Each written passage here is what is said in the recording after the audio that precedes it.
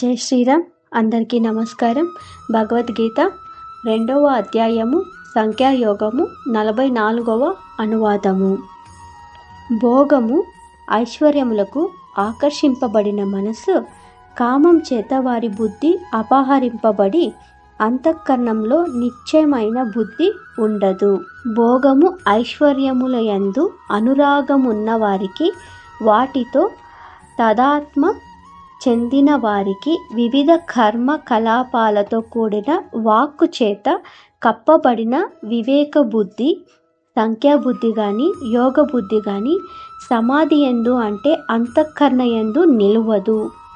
పురుషుని భోగము కొరకు సర్వము దీని యందు స్థాపింపబడినది కనుక సమాధి అన్న వ్యుత్పత్తిని బట్టి సమాధి అంటే అంతఃకరణం.